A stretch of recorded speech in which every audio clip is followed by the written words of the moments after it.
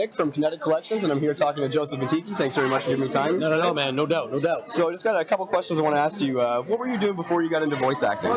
You know what? For 5 years, I was doing live TV at TV Ontario, which is the public broadcaster for the province of Ontario. Okay. So I was doing a late night show there for a year, and then I spent 4 years hosting the TVO Kids Crawl Space, which was the after school block of children's program. Okay. So we would introduce like Arthur, Magic School Bus, Grass Creatures, Art Attack. So was doing that up until 99, and then I retired. I told the kids I retired because I was the same year Gretzky retired, Michael Jordan retired, John Elway. So I figured the kids would understand I'm doing all right. So left there and then started doing voices in 2000. Right on. Yeah. What was your first voice acting gig? The very first one I did was for HBO. It was called Crashbox. And it was sort of like an assortment of like educational segments. So I played this guy, Professor Rocket, who was just this crazy guy who hosted a segment in the show called Psycho Math.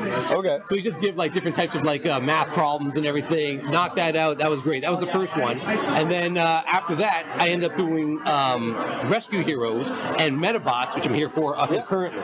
So and Metabots was the first show I actually dubbed. Okay. It was the first one where they actually, like, where it's already in the Japanese, got to put it into English. So those are the first gigs that I did. Awesome. Well, where do you think you'd be today if you hadn't taken that gig with Metabots, do you think? You know what? I'd still be hosting. I mean, I've always hosting shows has always been my favorite thing to do, like in terms of like hosting and everything like that. Got a chance to host shows at CBC for a couple of years. Did a show at Food Network, so always loved that.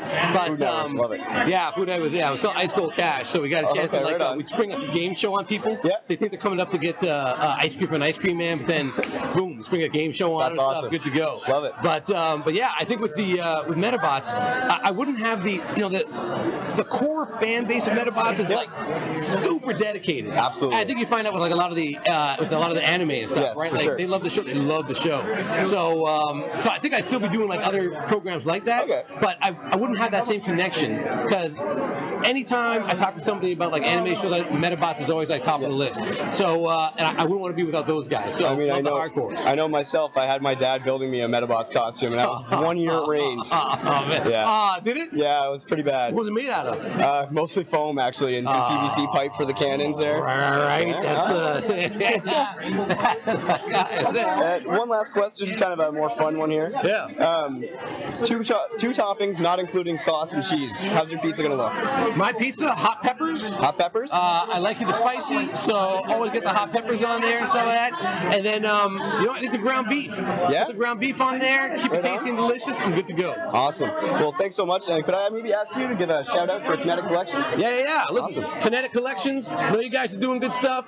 Keep up with all the fans out there, and make sure you keep repping them. Because you know the anime fans, you know they're hardcore. Kinetic, what's up? Thank you so much. Yeah, no problem, man.